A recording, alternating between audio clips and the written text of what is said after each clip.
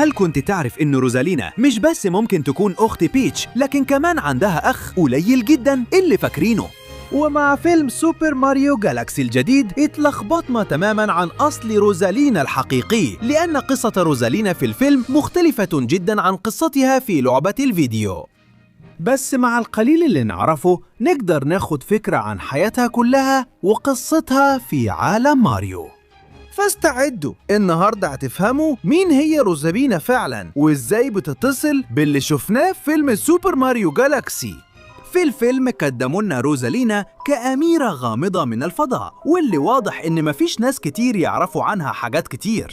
كل اللي وروه لنا إن هي الأخت الكبيرة لبيتش، وإنهم كانوا عايشين مع بعض على كوكب صغير من وهم أطفال.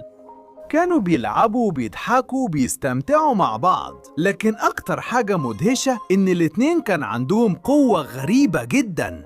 والموضوع إنهم كانوا يقدروا يوحدوا قوتهم مع بعض علشان يخلقوا حياة ويقووا القوة دي أكتر.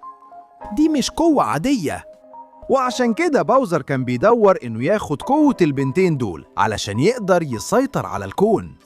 روزالينا أخدت قرار صعب جدا إنها تسيب بيتش علشان تحميها، وعشان كده بعتتها لمملكة الفطر وهي فضلت لوحدها. ومع الوقت روزالينا بدأت تتدرب وتبني جيشها من اللومس، هم بينادوا عليها ماما، وهي بقت مرشدتهم في الفضاء. هي بتحمي الفضاء زي ما بيتش بتحمي مملكة الفطر. الغريب في القصة دي إننا ممكن نتخيل إن بيتش غير روزالينا ممكن يكون ليها عيلة تانية برا على كواكب تانية. ولو مشينا على منطق الفيلم غالبا ديزي كمان تبقى من عيلة روزالينا وبيتش، وده بيخلينا نسأل سؤال كبير: إيه اللي حصل لأهاليهم؟ ممكن بعضكم يقول إن في مذكرات روزالينا اللي شفناها في الفيلم هي قالت إن هي وبيتش معمولين من غبار النجوم، بس مش معنى كده إنهم ظهروا بشكل سحري من الفضاء بسبب مذنب أو نجمة انفجرت. الشرح ده غريب جدا، لأن لو ما كنتوش تعرفوا كل حاجة في الكون معمولة من غبار النجوم، حتى إحنا كمان. ومش أنا اللي بقول كده، ده العلم اللي بيقول، يعني الأغلب إن في عيلة بيتش فعلا فيه أم وأب. وهنا بيجي دور المقارنة اللي عندنا من لعبة الفيديو، لأني شايف إن القصة بتتغير شوية في الفيلم، بس في نفس الوقت بتتصل مع شوية أجزاء مهمة من قصة لعبة الفيديو. وفي لعبة الفيديو بيقولوا لنا بالظبط إيه اللي حصل مع أهلها، وكمان إن روزالينا عندها أخ.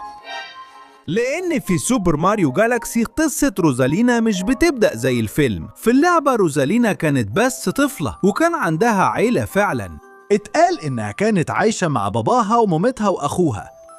في الحقيقة في القصة دي كمان بيحكوا لنا إن روزالينا كانت خايفة جدا تخسر مامتها، لكن للأسف الخوف ده بيتحقق لأن مامتها في الآخر بتتوفى. بعد كده روزالينا بتفضل عندها أمل إن في يوم من الأيام مامتها ترجع، بس في اللحظة دي بالذات بتقابل لوما كان تايه، والغريب إن لوما ده كمان كان بيدور على مامته. في اللعبة بيحكي لنا ازاي روزالينا اتعرفت على اللومات وقررت تساعدهم، غالبا لانها كانت عارفة يعني ايه الواحد يفقد مامته.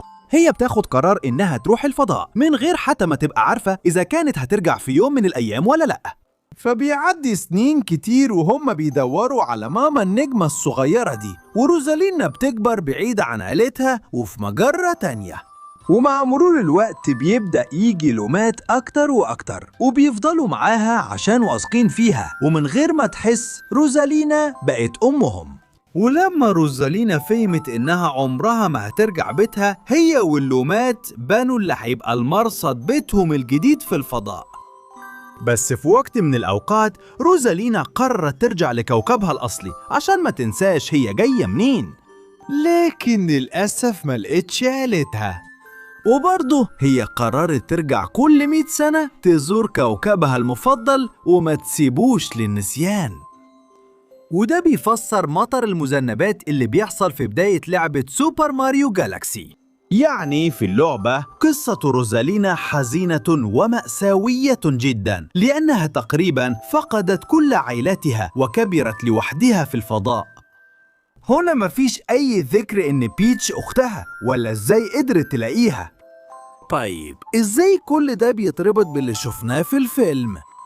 ده بيتفسر ب3 نظريات مختلفة. في ناس بتعتقد إن روزالينا وبيتش فعلا عندهم والدين، وممكن أخيرا نتعرف عليهم في الأفلام الجاية بتاعت ماريو، مع إن في حاجة بتقولنا إن من القصة اللي بنشوفها في لعبة الفيديو ممكن يكونوا فعلا ماتوا. وبرغم كده زي ما شفنا في أفلام ماريو هما بيحبوا يورونا فلاش باك وهما صغيرين، وساعتها هيورونا أكتر عن والديهم. نظرية تانية بتقول إن الأخ اللي اتذكر في لعبة الفيديو ممكن يكونوا غيروه في الفيلم وبقى مش أخ لكن أخت اللي هي بيتش. ممكن يكون هما الاتنين، وممكن كمان ديزي من الكوكب اللي فيه مملكة الفطر. وهنا القصة هتتغير، بحيث مش بس روزالينا اللي راحت تساعد في البحث عن النجوم الصغيرة، لكن كمان أخدت بيتش معاها. وعشان كده شفناهم على كوكب عايم في الفضاء الخارجي، وده شبه قوي قصة اللعبة لما روزالينا واللومات بيبقوا على كوكب. وأخيراً النظرية الثالثة بتشرح لنا إن الأغلب إن روزالينا مش أختهم من الدم 100%، لكن ممكن كمان يكونوا لقوها وهي صغيرة جداً وضمها لعيلته زي ما عمل مع اللومات. احنا عارفين إن بيتش كمان عندها نفس القوة اللي عند روزالينا، وممكن عشان كده ما حبتش تسيبها لوحدها، لأن روزالينا كانت عارفة برضو إن في قوة شريرة عايزة تستغل نفس القوة دي. وفعلا ده كان السبب اللي خلى روزالينا تقرر تبعت بيتش لمملكة الفطر. ولما عرفنا كده لقينا كمان احتمال ان بيتش وروزالينا مش هما الوحيدين اللي عندهم القوة دي، ممكن يكون في اكتر. وهنا بتيجي دايزي، اشخاص متصلين بنفس القوة دي لكن موجودين في كواكب مختلفة، وعشان كده هيبقوا اخوات، مش اخوات دم، لكن بسبب القوة اللي اتولدوا بيها وبيشاركوها مع بعض. وده كل اللي نعرفه لحد دلوقتي عن روزالينا. اكتبوا في التعليقات لو اكتشفتوا تفاصيل تانية. هنشوفكم في الفيديو الجاي.